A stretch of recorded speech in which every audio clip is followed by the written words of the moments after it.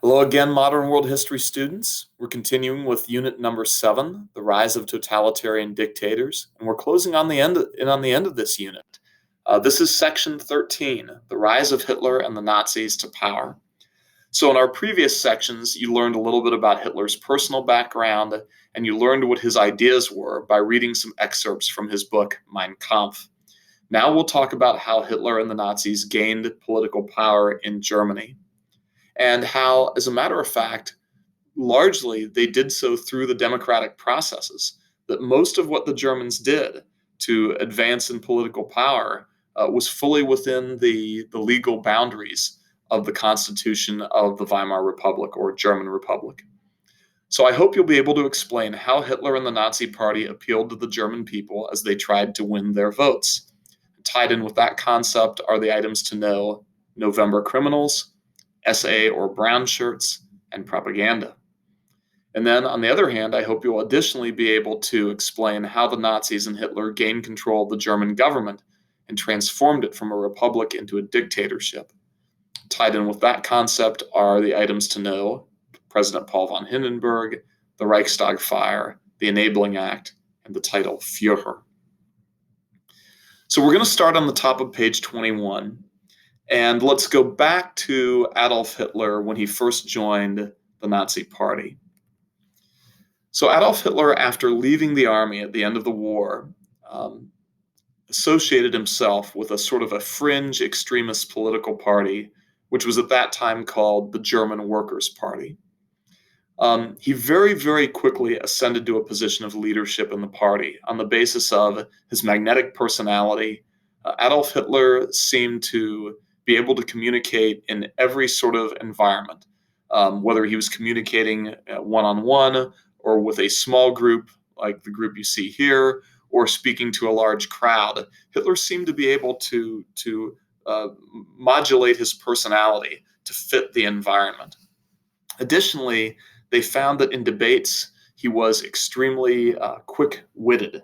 He had a very fast-moving mind that allowed him to really respond to any challenge to his ideas. Anytime a person seemed to have a strong challenge to one of Hitler's ideas, he seemed to be able to think on his feet very, very quickly and effectively rebut or reject or overthrow whatever challenge came along. And not just that he was able to respond with great intelligence, but also usually he was able to articulate his ideas in a way that helped people to understand them.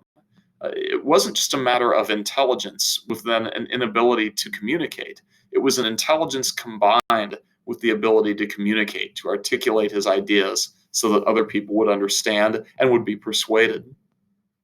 And so Adolf Hitler rose to prominence within the party. He became one of the party leaders, and it was at his suggestion that the party change its name to National Socialist German Workers' Party. And you don't need to get hung up on that title, National Socialist, and whether they were socialists or what. But I mention that because that's where the shortened form Nazi comes from. I'm not good with German, but the equivalent in German of National Socialist German Workers' Party is something along the lines of Nationalsozialistische Deutschen Arbeiterpartie, something like that.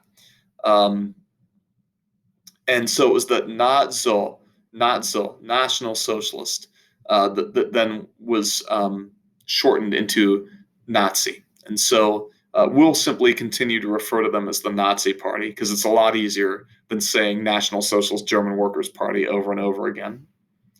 Now remember that Adolf Hitler was imprisoned for a period of about 7 months as a result of his role in planning and carrying out the Munich Putsch or Beer Hall Putsch, an attempt to overthrow the government of Bavaria, one of the southern states of Germany, and then to try to overthrow the German government.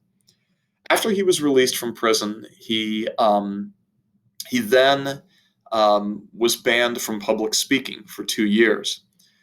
But when that ban was lifted, Adolf Hitler then began to travel around Germany, trying to sell the ideas of the Nazi Party to Germans outside of Bavaria. The Nazi Party was relatively popular in Bavaria. Bavaria was the southernmost of the sort of regions of Germany. It was also one of the most conservative regions of Germany, an area of rural people, country people who had supported the German war effort in World War I to the very end, even when people in the cities were starting to turn against it because of the food shortages. The rural people of the countryside, particularly the South, particularly Bavaria, were still stridently in favor of the war. They were among those who definitely believed that the only possible explanation for Germany losing the war was that Germany had been stabbed in the back, that Germany had been betrayed by people within Germany, and that was the only possible way to explain Germany's defeat in the war. And so the Nazi Party found sort of fertile soil to plant itself in Bavaria, in southern Germany. But Hitler was trying to take the appeal of the Nazi Party throughout Germany. And he was an extremely gifted public speaker. And I hope to be able to show you some samples of film with audio of Hitler as a public speaker. But for now, you'll have to take my word for it that we mentioned that he was very good at articulating his ideas. Hitler used simple words and simple sentence structures so that people could understand what he was saying. He had a talent for taking complex ideas and articulating them, expressing them in a way that others could understand. But it wasn't simply his choice of words, but the way that he communicated them. He had a talent for almost for theater. He had a talent for modulating his voice, changing the volume of his voice to speak softly and draw people in and then erupt with emotion. And he, as you can see here, he accompanied these modulations in voice with facial expressions and gestures that were meant to dramatize what he was saying.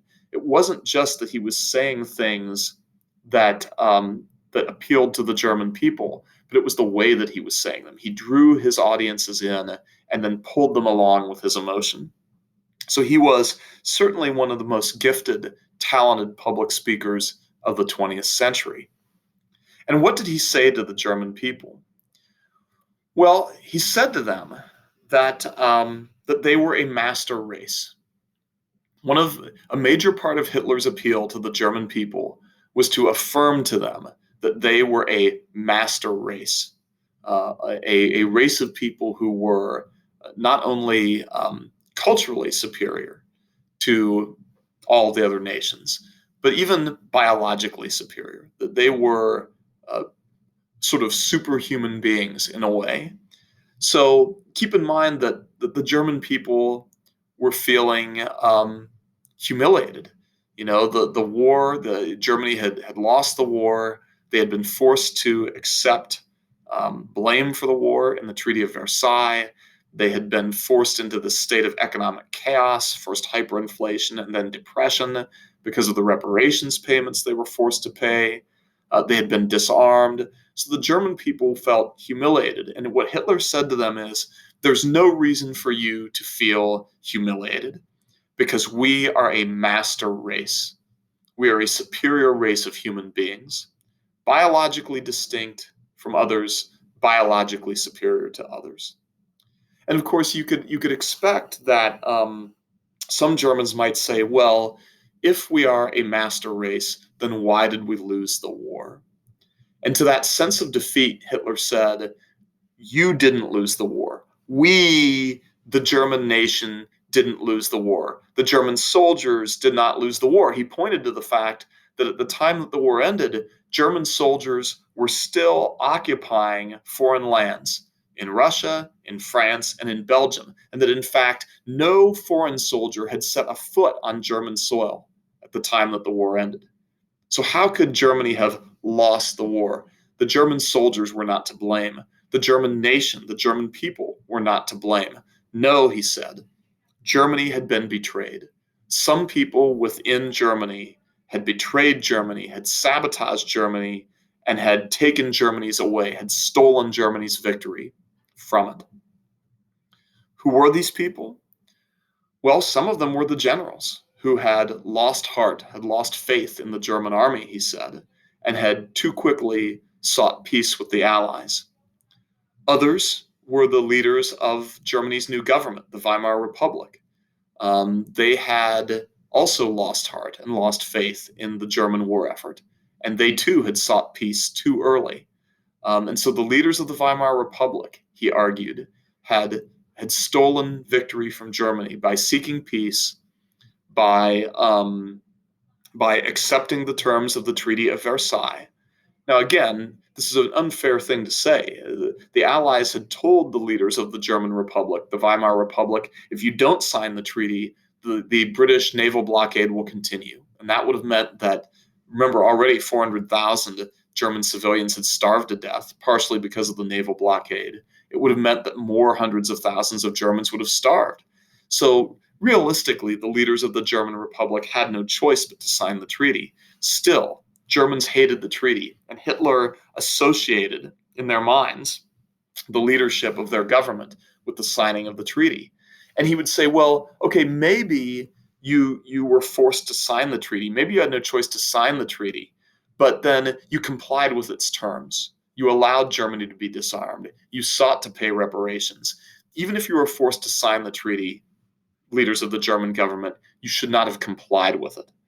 And so he regards them as also part of those who had stabbed Germany in the back, had betrayed Germany. And of course, the Jews as well, in this political cartoon in the lower right-hand corner, which portrays a Jewish person with the Star of David stabbing a German soldier in the back. These are the leaders of the German government stabbing German soldiers in the back. This is a Jewish person stabbing German soldiers in the back. And so for Hitler, it was the generals who had lost faith in the army, the government leaders who had signed and complied with the terms of the Treaty of Versailles, and Jews, who Hitler simply regarded as a source of evil and a source of betrayal. They were the ones who were to blame, not the German soldiers, not the German nation. He referred to them as the November criminals. Those whom he blamed for the loss of the war, he referred to as the November criminals. Criminals because they had stolen victory from Germany. November because that was the month in 1918 when Germany surrendered and the armistice was signed. So Hitler referred to those whom he blamed for Germany's defeat as the November criminals. And so Hitler said to the German people, you're frustrated by defeat? We didn't lose. The German soldiers didn't lose the war. The German nation didn't lose the war. Victory was stolen from us by the November criminals. So his message to the German people in his speeches, you feel humiliated? Don't, for we are a master race. You are frustrated, you feel disheartened by our defeat in the war? Don't. We didn't lose the war. Victory in the war was stolen from us. You're desperate because of the economic situation? You know, the Great Depression had resulted in 50%, half of Germans losing their jobs. Yeah, I'm frustrated too.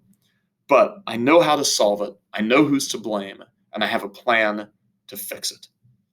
Hitler blamed a lot of Germany's economic problems on the Jews. Many of Germany's banks were owned by Jewish families. This goes back to the medieval times when the Roman Catholic Church had proclaimed to Christians that it was sinful to charge people interest when you would loan them money, that was a sin.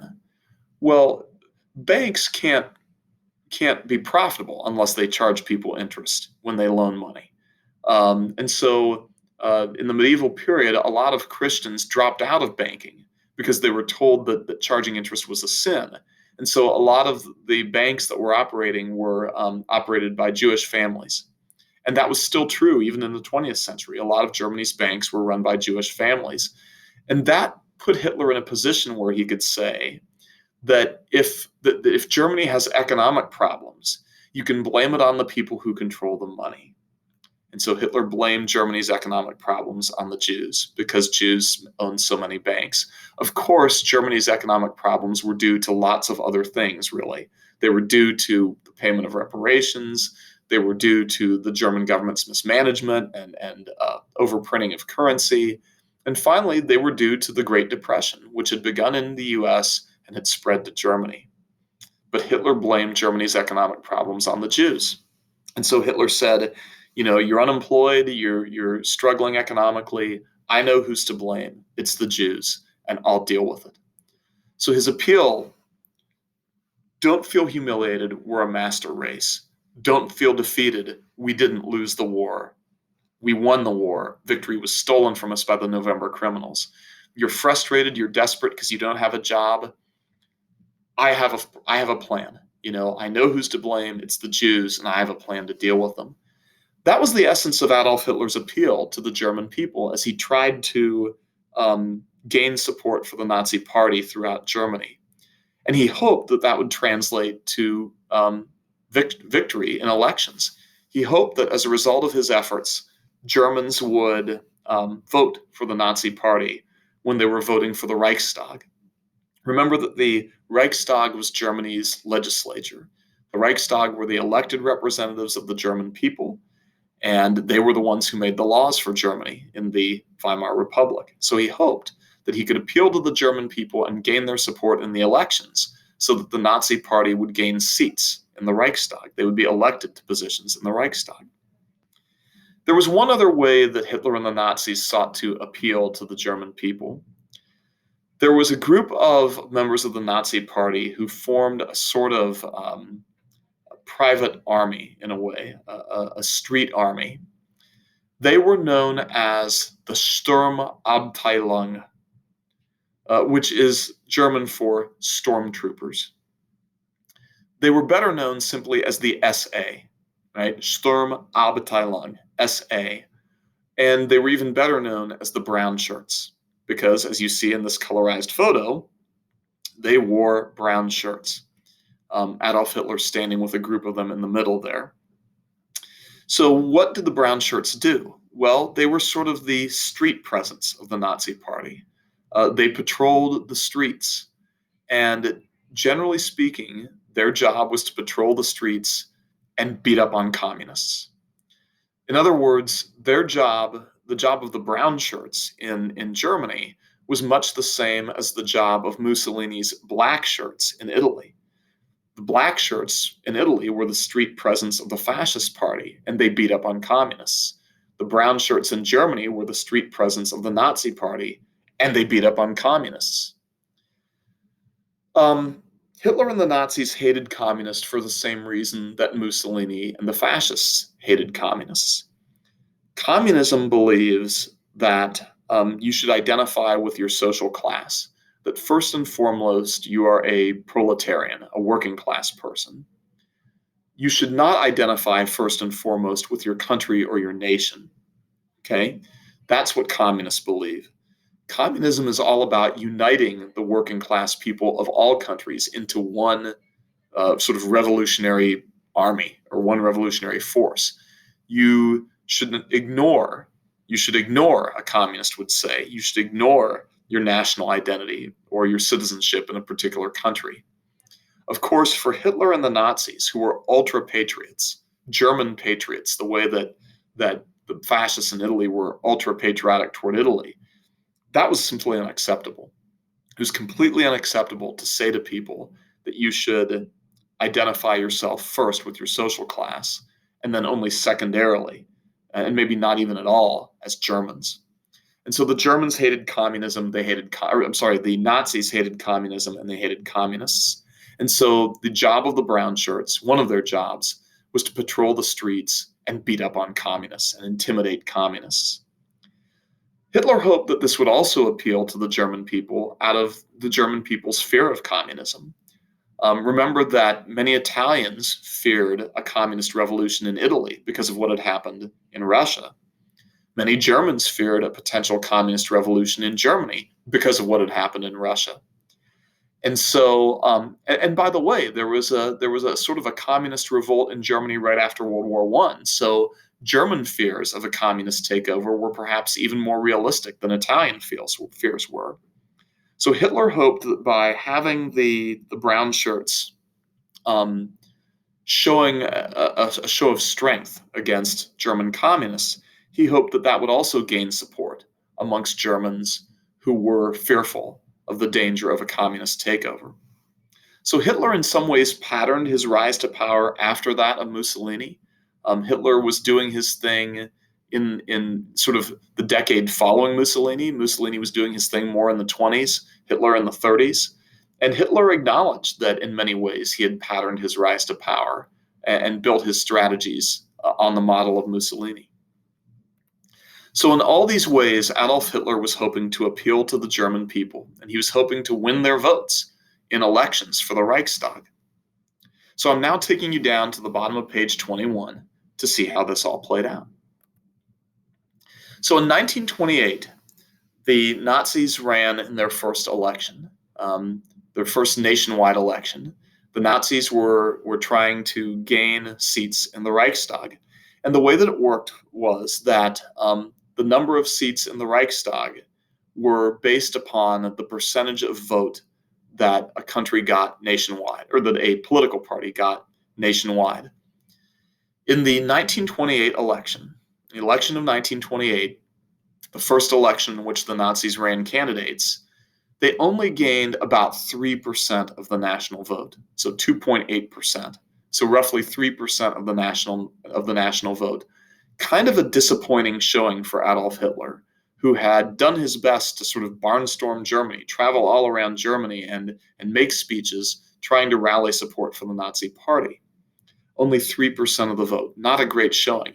That meant that the Nazis would only get 3% of the seats and 3% of the votes in the Reichstag, which meant that they wouldn't have a lot of influence over making laws.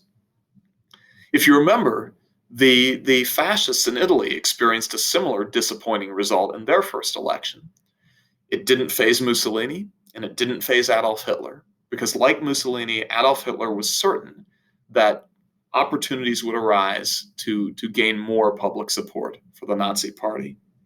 And actually, the election itself provided that, because in the same election, 1928, where the Nazis only gained 3% of the popular vote, the Communist Party gained almost 15% of the popular vote.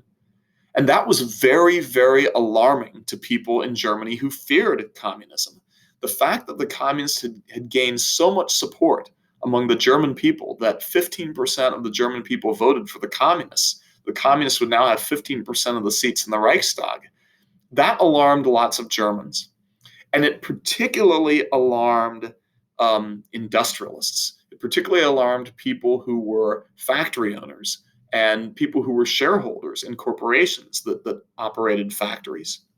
Because if you remember, the number one target of the communists is the class of people who own the factories, the bourgeoisie.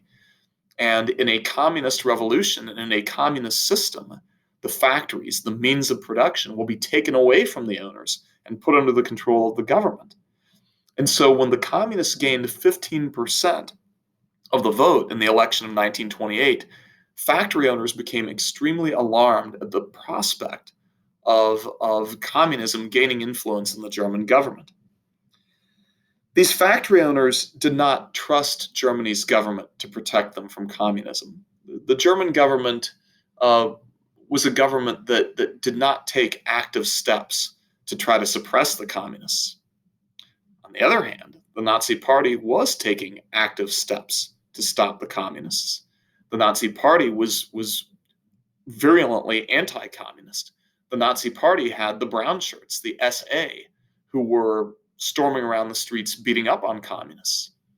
So many Germans, after the shock of the communists' great showing in the 1928 election, many Germans, particularly wealthy Germans, factory owners, corporations, stockholders, they came to regard the Nazi Party as a more reliable group of people to save Germany from communism than the government. And so the Nazi Party now received an influx of contributions, like money contributions, from wealthy Germans, particularly wealthy German factory owners, now began to make large cash contributions to the Nazi Party in an effort to get more Nazis elected to the Reichstag in the next election, which would happen in 1930. And these contributions allowed the Nazi Party to become a truly national party. Hitler was now able to travel around the country even more. His speeches were now recorded and reproduced, and so recordings of Hitler's speeches were sent to people who could not actually be there. The Nazi Party was able to begin a propaganda campaign. So posters, pamphlets, even films were now produced by the Nazi Party to be distributed to the German people to sell their beliefs and their candidates to the German voters. If you're not familiar with propaganda, propaganda is a way of persuading people. Propaganda is a way of persuading people by telling people only part of the truth, the part of the truth that makes you look good, or the part of the truth that makes your opponents look bad. And the Nazis were excellent propagandists. As I mentioned, posters, pamphlets, recordings of Hitler's speeches, films. The Nazis flooded the German nation with propaganda prior to the 1938 election, or the 1930 election. And you can see that it paid off. In 1930, the Nazis increased their share of the national vote from just under 3% to 18%. They actually even surpassed the communists. The communists' share of the vote also grew, but only by a little bit, only to about 16.5%. The Nazis now sprinted past the communists, increasing their share of the vote and their share of seats and votes in the Reichstag from 3% to 18%. So with the support of big business in Germany, with the support of the factory owners and the cash contributions that they made to the Nazis now made a great showing, a much better showing in the 1930 election. That 18% made them the second most popular political party in Germany, with the second largest number of seats in the Reichstag. So the Nazi Party was growing in popularity and power. And that convinced Adolf Hitler that in 1932, he should run for president. Because remember, in the Weimar Republic, the German Republic, the German people elected the Reichstag and they elected the president. So Hitler decided to run for president in 1932.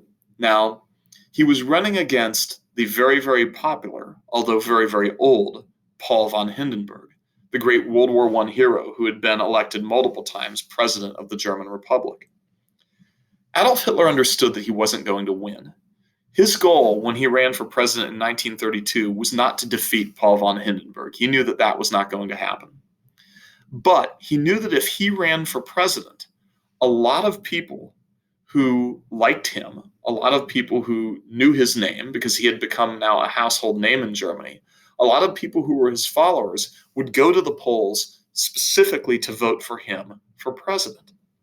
And what he was hoping is that when they went to vote for him for president, they would also then vote for Nazi candidates for the Reichstag. So his candidacy for president was never one that he expected to win. He didn't expect to be elected president, but he did expect to attract voters to the polls, and he expected them to vote for the Nazis. And it worked. Yes, he was badly beaten in his bid to become president. He was beaten by about 20 percentage points. Hitler got about 39% of the vote, and Paul von Hindenburg got like 55, 56, 57% of the vote. So Paul von Hindenburg was reelected as president. Adolf Hitler was not elected president of Germany. But just as he predicted, those who went to the polls to vote for him as president also voted for Nazis for the Reichstag. And look what happened.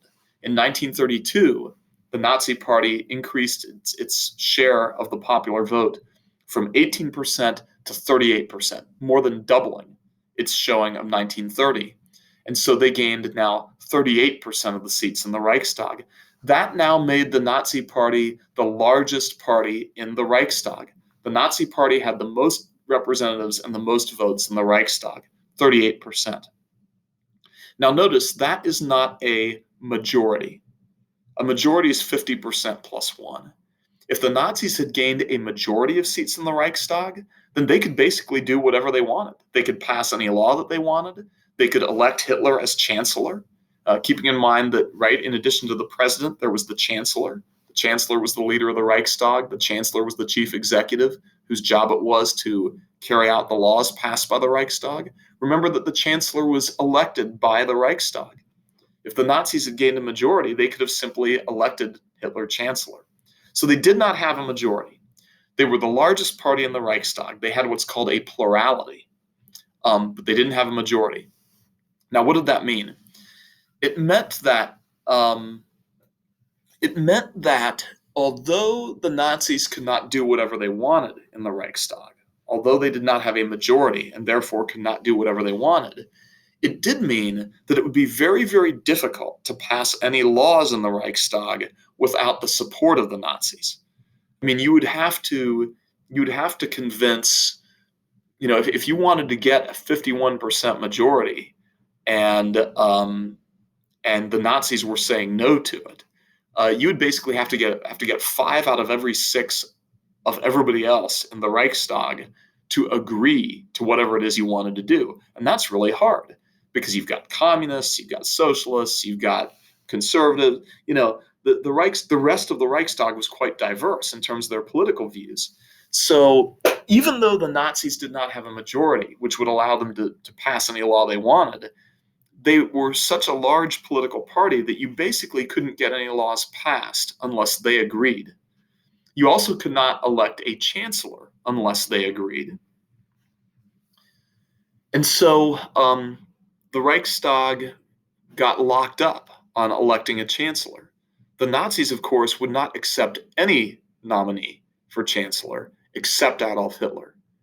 And the other parties couldn't get it together to build a majority around some other person.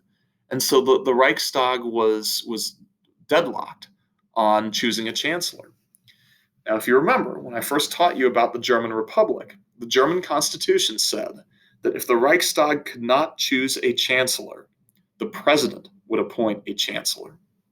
So it was up to President Paul von Hindenburg. He was advised that he should go ahead and appoint Adolf Hitler as chancellor, because the Nazis were threatening that if Adolf Hitler was not appointed as chancellor, they would basically stall everything. They would not allow any laws to pass in the Reichstag. They would vote no on everything. And this was a time when Germany was faced with the Great Depression. You got 50% of people unemployed. Germany needed the government to start taking action to fight the Depression. And so the advisors to Paul von Hindenburg said, you better go ahead and nominate Hitler. Not nominate, but appoint Hitler as chancellor. Better go ahead and appoint him as chancellor because we need action. We need the government to be able to act. And if the Nazis are going to slow everything down and stop everything, if we don't appoint Hitler as chancellor, then we need to go ahead and appoint him. We need the government to be able to act. The other thing that Hindenburg's advisors told him was, hey, appoint Hitler as chancellor. He will help us control the communists. So there was a sense that there was still this sense that the Nazis could be valuable to the government because the Nazis were so anti-communist and that the Nazis would help control the communists. A lot of people also told Paul von Hindenburg that Hitler was a German patriot who would do what he was told. They thought that Hitler could be sort of told what to do. And so for all these reasons, the need to get things moving in Germany, the fear that if they didn't appoint Hitler, that the Nazis would stall out everything and allow no laws to be passed, the belief that the Nazis could help them combat communism, and the sense that Hitler would do what he was told. For all these reasons, Paul von Hindenburg agreed to appoint Adolf Hitler as chancellor. Now, just a few weeks after Adolf Hitler was appointed chancellor in 1933, the Reichstag building caught fire and burned to the ground. The Reichstag building caught fire and burned to the ground. Only the stone shell remained. The entire interior was destroyed. The SA, the brown shirts, caught 2 men who were leaving the area and announced that these 2 men were the arsonists who had caused the fire. That they had interrogated these 2 men and they had extracted confessions from them. They confessed that they had started the fire. Both of these men were members of Germany's Communist Party. Most historians believe that these men were essentially framed. One of the men was not really mentally competent, and he was the one who had given the most convincing confession. Both were, in fact, members of the Communist Party, but many historians believe that they were framed in the Reichstag fire, that the SA had forced them into these false confessions so that they could say that the fire had been set by the communists. Adolf Hitler now announced, much in the way that Mussolini had done, that this burning of the Reichstag was just the beginning of an attempt by Germany's communists to overthrow Germany's government. And so, like Mussolini had done in Italy, Adolf Hitler now demanded what are called emergency powers. Powers of a dictator. Powers needed to deal with the imminent threat of a communist takeover of Germany. And in the days following the Reichstag fire, the Reichstag, meeting in a different building, of course, passed a law called the Enabling Act. The Enabling Act. This act would enable Adolf Hitler to deal with the imminent crisis of a communist takeover of Germany. And so it gave him the powers of a dictator. Again, what we might call emergency powers. Adolf Hitler was given the power to not just implement laws, not just to carry out laws, but to make laws. So the Reichstag basically conceded its legislative power, its power over making laws, to Adolf Hitler. That made him effectively a dictator because he could both make laws at his own will and could then carry them out. So the Enabling Act gave Adolf Hitler the powers of a dictator. Now, of course, emergency powers are meant to be temporary. The premise is that you're giving one man this much power because you're faced with an imminent crisis, and he needs this kind of power to deal with the crisis. But along that same lines, the premise is that when the crisis is over, then he'll hand those powers back and he'll cease to be a dictator. But of course, Adolf Hitler never did, and the Nazis never asked him to hand that power back to the Reichstag. As a matter of fact, in the weeks that followed, the Communist Party was abolished, was banned in Germany. And as a matter of fact, most other political parties were banned as well, so that just as Lenin had done in Russia, and just as Mussolini had done in Italy, Hitler basically eliminated the ability to form an opposition or resistance political party. The Nazi Party became effectively the only legal political party in Germany. So this was the beginning of Adolf Hitler's reign as the totalitarian ruler of Germany. Now, at this moment, he didn't quite have total power over Germany's government, though. Don't forget, President Paul von Hindenburg is still out there. And President von Hindenburg represented basically the only person standing in the way of Hitler gaining absolute authority over Germany. The 80-year-old president, Paul von Hindenburg. How would Hitler deal with that? That'll be a topic for our next lesson, because we've run out of time. So, in our next lesson, you'll hear how Hitler assumed total authority over Germany and what he did to sort of revive Germany's economy and bring it out of the Great Depression. So until then, do your best to stay healthy and safe, take good care of yourselves, and we'll see you next time, Modern World History students. So long.